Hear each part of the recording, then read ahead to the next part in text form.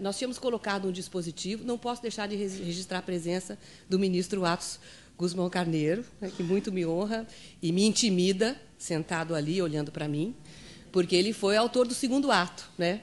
Aliás, o senhor pode até me explicar o que aconteceu. Eu ia até observar o seguinte, que quando nós entregamos nosso projeto no Senado, havia lá um dispositivo em que se dizia que as regras desse código se aplicam também subsidiariamente ao processo do trabalho, ao processo administrativo, etc., etc. E quando nós entregamos o projeto aquela versão se deu publicidade, muitos juízes do trabalho, que são professores de processo do trabalho ou professores de direito do trabalho, me ligaram entusiasmados justamente em função da existência deste incidente de desconsideração da pessoa jurídica, né? Porque, todos sabem, no processo do trabalho existe, sim, um abuso muito grande dessa teoria. Parece que a ideia há um crédito trabalhista e esse crédito tem que ser satisfeito, não importa quem satisfaça, né?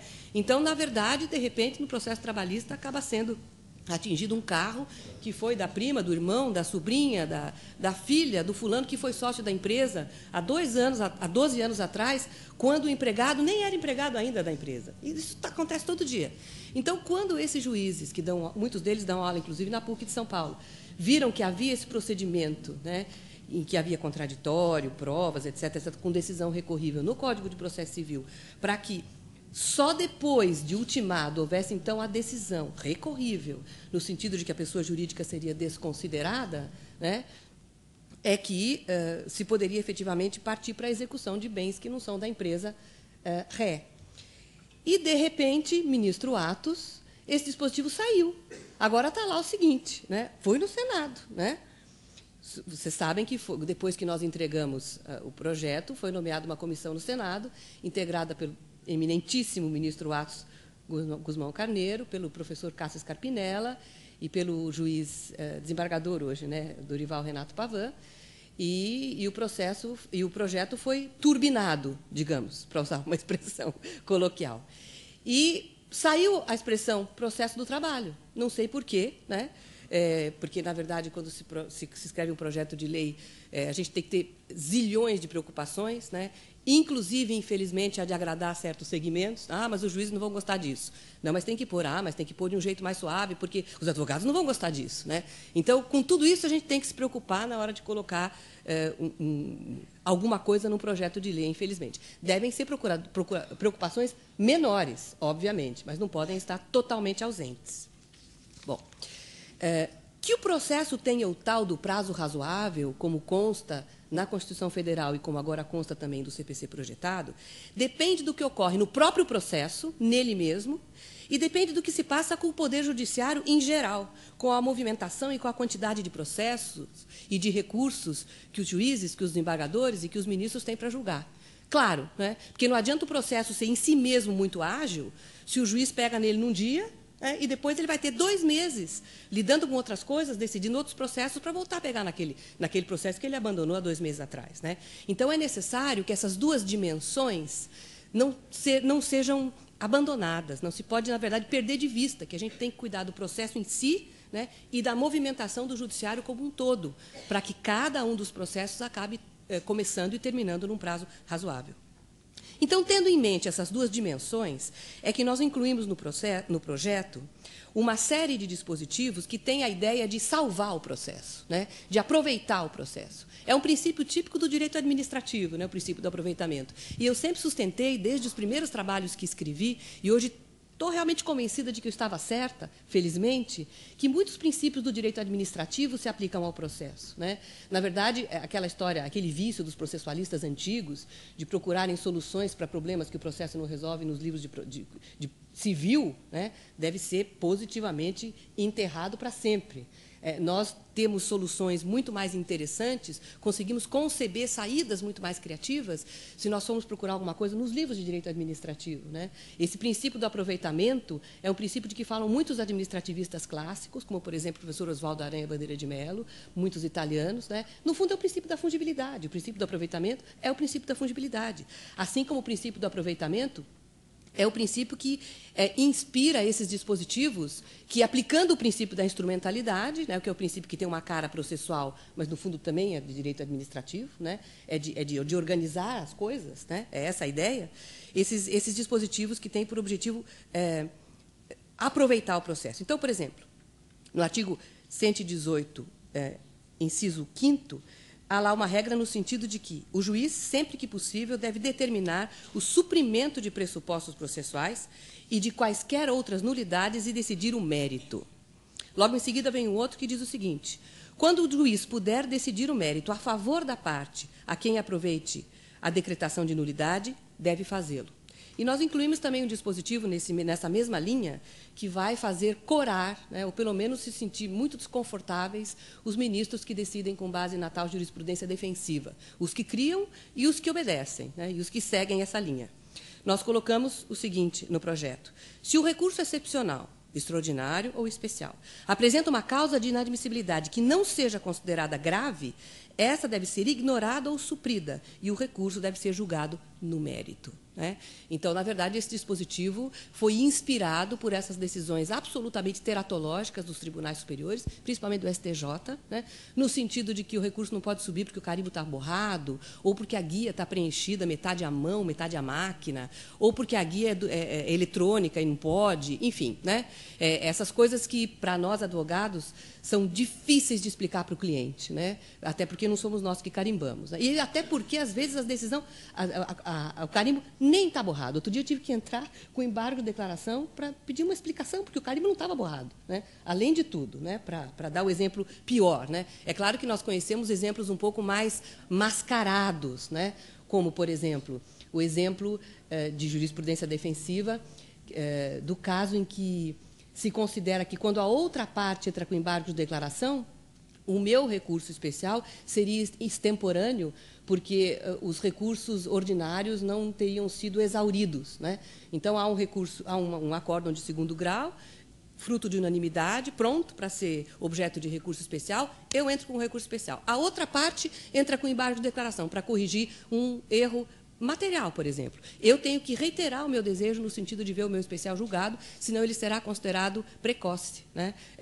Portanto, intempestivo. Né? Enfim, essas decisões todas estariam, digamos, na contramão em relação à tendência que nós pretendemos marcar que existe no projeto com esse dispositivo, dizendo que as causas não relevantes de inadmissibilidade dos recursos devem ser ignoradas, ou as falhas devem ser supridas, mas a ideia é que os recursos sejam julgados no mérito. Bom, esses dispositivos todos têm relação íntima com o princípio da instrumentalidade, que põe o processo no seu devido lugar. Né? E essa foi uma vontade expressa e explícita e comum de todos os membros da comissão. Né? Na verdade, o que acontece no processo civil brasileiro atualmente é que o foco de atenção do juiz fica muitas e muitas vezes deslocado para questões processuais. Né? Eu vejo isso, assim, digamos que é uma experiência pessoal, mas é significativa, quando eu vou fazer alguma sustentação oral no STJ ou no STF, mas principalmente no STJ, né? Isso no STF vai acabar com a repercussão geral e tudo, mas no STF não. Então, às vezes, eu sou lá a quarta, a quinta para fazer sustentação oral e fico escutando as sustentações orais que me antecedem, né? E reparo que, olha, numa porcentagem bastante significativa delas, tudo gira em torno de questões processuais. E isso, evidentemente, é fruto de algum tipo de deformação, porque o importante no processo é o mérito. Né? O processo é um método para a resolução de conflitos. Agora, se o método ficou tão complexo a ponto de atrair a atenção do juiz, né, distraindo o juiz do que é principal, alguma coisa tem que mudar. Então, de fato, nós procuramos colocar o processo... Isso não me interessa profissionalmente. Né? É claro que quanto mais complexo for o processo, mais pareceres eu vou ter que dar. Né? Agora, como pensadora do direito, né? Como alguém que reflete, que estuda, seria desonesto da minha parte não confessar publicamente que isso que acontece é o mais absoluto absurdo. Né? A atenção do juiz tem que se centrar no direito da parte, e não em questões processuais, não em questiúnculas processuais, né, que às vezes acabam determinando o teor da sentença que põe fim ao processo. Né. Agora, é importante que se perceba ainda nesse contexto que, efetivamente, de nada adianta ser formalista, extinguindo o processo por causa de um vício, porque ele acaba, mas nasce outro. São os tais filhotes que nós procuramos evitar com muitos dispositivos do Código. Né? Por quê? Justamente por causa disso que eu estava dizendo para vocês. Quando a gente pensa num processo que tenha uma duração razoável, numa jurisdição que renda, né, nós temos que pensar no processo individualmente considerado e temos que pensar na atividade jurisdicional vista como um todo. Né? Então, não adianta ser formalista, extinguir o processo, né, porque faltou alguma coisa, etc., etc., extinguir sem julgamento de mérito, com base no 267, porque o fulano vai mover outra ação, porque essa decisão não transita em julgado e ele quer uma decisão de mérito. Né?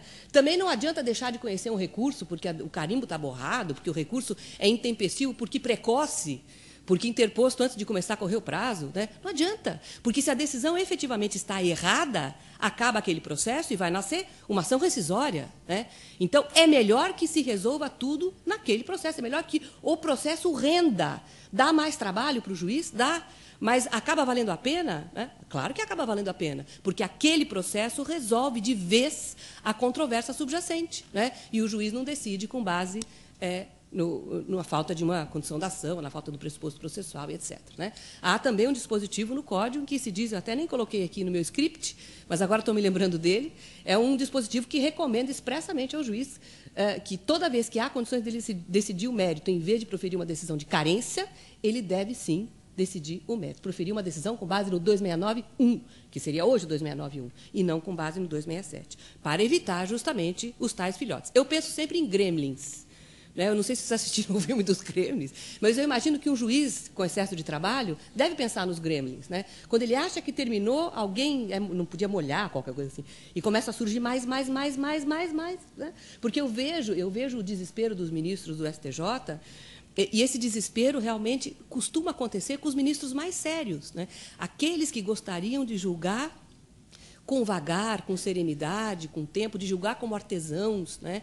De julgar com sabedoria, mas com a falta de tempo que eles têm é impossível. Então, eu imagino que eles devem ter pesadelos com os processos como se fossem gremlins. Né? E os assessores também, porque eles sofrem do mesmo jeito. Né? Bom, com o objetivo justamente de fazer com que o processo renda, embora isso possa parecer negativo, assim, para uma visão superficial, porque acaba dando realmente mais trabalho, nós criamos algumas alterações muito interessantes no plano do recurso extraordinário e do recurso especial. Né? Eu vou falar de duas, que acho que são, de fato, as mais relevantes. Hoje é muito comum que a gente entre com recurso extraordinário e com recurso especial, né? Porque nunca se sabe. Né? Então, às vezes, a gente entra com recursos parecidíssimos. Né? E, no especial, se diz que a matéria é constitucional, então o recurso não vai ser conhecido. E no extraordinário, ao contrário, se diz que a matéria é infraconstitucional, então o recurso não vai ser conhecido. Porque nós sabemos todos, né, que essa divisão entre matéria constitucional e matéria legal é uma divisão extremamente artificial. A grande maioria dos problemas que nós enfrentamos apresentam uma dimensão constitucional, uma dimensão legal, um ângulo legal e um ângulo constitucional. Né? Então, não aconteceu aquilo em que, muito provavelmente, o legislador constitucional de 1988 pensou alguns recursos vão para o STJ e vão para o STF. Não. Na grande maioria dos casos, são os dois recursos, e, às vezes, acontece justamente isso. Nenhum dos dois tribunais julga. Ou, às vezes, acontece o que talvez seja até pior. Os dois julgam. E julgam em sentido contrário, claro, sempre. Né? Então, vai caber outro extraordinário do julgamento do especial. Vejam só que sistema burro, né? Mas acontece que esse tipo digamos, de disfunção a gente só percebe depois que o sistema está funcionando. Com certeza, as ideias que passaram na cabeça de quem criou o STJ e quem criou esse critério para dividir o recurso especial e o recurso extraordinário, né, não imaginou que isso viesse efetivamente a acontecer. Então, o que nós criamos para resolver esse problema? Nós criamos a seguinte regra, que é a regra que já existe. Eu até tenho a ousadia de sustentar que até de lege lata nós poderíamos afirmar que isso deveria acontecer hoje. Né? Então, chega no STJ um recurso, o relator bate o olho e diz, isso é questão constitucional. O que ele faz? Deixa de admitir o recurso e o processo acaba aí? Não. Ele manda para o STF.